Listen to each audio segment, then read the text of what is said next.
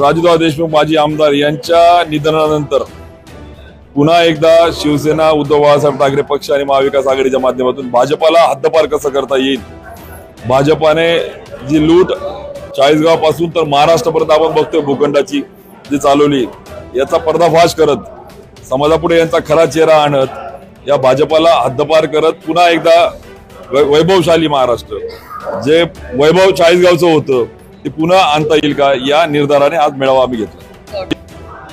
मी आरोप नाही करत, मी सत्य बोलतोय।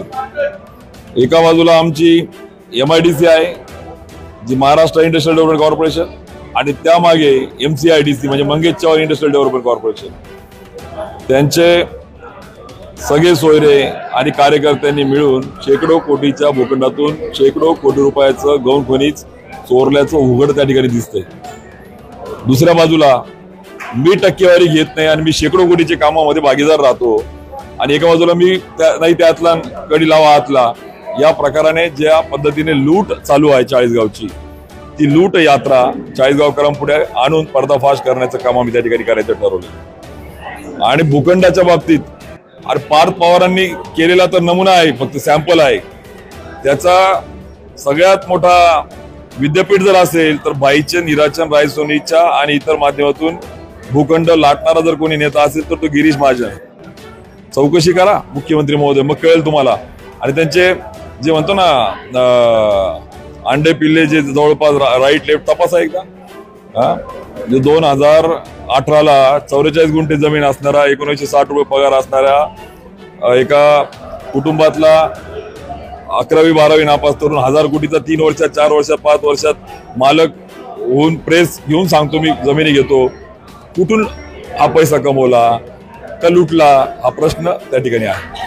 त्यामुळे सरकारचा म्हणजेच कराचा म्हणजेच जनतेचा पैसा जर कोणी लुटत असेल तर ते चाळीसगावकर सहन करून घेणार नाही। आणि दुसऱ्या बाजूला तत्वाच्या गोष्टी करायच्या, ज्या योजना आम्ही मंजूर केल्या आहे, आम्ही पायाभरणी केले, त्या पद्धतीने दाखवायचं की आम्ही 56 वर्षाच्या पाणी पुरवठा योजना आणली म्हणून श्रेय घ्यायचं। आणि अमृत 2 मध्ये या उन्मेष पाटलांनी त्या योजनेचा समावेश करून मंजूर केली असेल हिंमत तर समोरासमोर या आणि सांगा।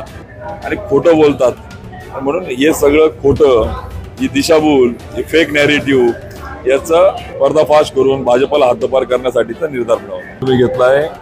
अहो आमदार महोदय, 12 वर्ष कॅबिनेटचे मंत्री तुमचे नेते गिरीश महाजन आहेत, त्यातला बहुतांश काळ जलसंपदा मंत्री आहेत। अरे तुम्ही जलसंपदा मंत्री असताना बलून बंधाऱ्या ज्याच्या सर्व प्रक्रिया झाल्या त्या होऊ शकत नाही, तुम्हाला त्याचं झालं नाही त्याबद्दल दिलगिरी व्यक्त करा, माफी मागा खानदेशवासियांची, गिरणा खोऱ्याची, आणि वरून अजून सांगता तुम्ही अरे या सगळ्या परिस्थिती साधन लोंढेवरकडे बॅरेज आम्ही 550 कोटी आणून पूर्ण केलं मी आमदार असताना, पण साधं 500 कोटी 500 लोकसंख्येचं तामसवाडीचं पुनर्वसन होत नाही तुमच्याकडनं। पहिले ती बोंब पाडा, पाचोरा भडगावला जाऊन काय तिकडे दिशाभूल करतायत लोकांची, इथे बोंब पाडा आधी ते 500 लोकसंख्येचं तामसवाडीचं पुनर्वसन केला, आणि केलं असेल तर या समोर सांगा की मी केलंय, नाही केलंय तुम्ही। अरे म्हणून बाहेर जाऊन गप्पा ठोकायच्या, इथे पहिले बोंब पाडा काय परिस्थिती आहे। आणि या सगळ्या लूट यात्रेचा, या सगळ्या फेक नॅरेटिव्हचा पर्दाफाश करण्यासाठी आता हे अभियान सुरू झालं। खरं तर पाचोऱ्याचे आमदार किशोरप्पा असतील किंवा आमदार यांच्यामध्ये जोरदार त्या ठिकाणी खडाजंगी किंवा आरोप प्रत्यारोपाच्या फेऱ्या या रंगाने दिसून येत आहे। कसं आहे, एकेकाळी हेच किशोरप्पा आणि मंगेश चव्हाण मित्र होते। मंगेश चव्हाण हा कसा घातकी, कसा विश्वासघातकी, कसा पांढरीत खंजीर खुपसतो याचं पहिलं उदाहरण मी आहे। त्यानंतर मैत्रीत पाटीत खंजीर खुपसणारं दुसरं उदाहरण करण पवार ठरलंय, आणि आता किशोरप्पाच्या रूपाने पुढे आलंय। आणि स्थानिक तर आपण बघितलंय, कृष्णेश्वर पाटलांसारखे शहराध्यक्ष, विधानसभा क्षेत्रप्रमुख, नगरसेवक तर असे खूप आहेत। त्यामुळे आता कळेल यांची खाण्याचे दात आणि दाखवायचे दात काय, यांच्या पोटात काय, यांच्या ओटात काय, त्याचं उदाहरण नगरपालिकेला दिसेल ना। आता गोष्टी तर मोठ्या गेल्या होत्या ना, मी घरातला देणार नाही, कार्यकर्त्याच्या मागे उभा राहील, घरातला दिला डिपॉझिट जप्त करा, आता कळून जाईल ना हे किती सत्यवान आहे, हे बोलतात तसे वागतात का नाही, कृतीने कळेल ना।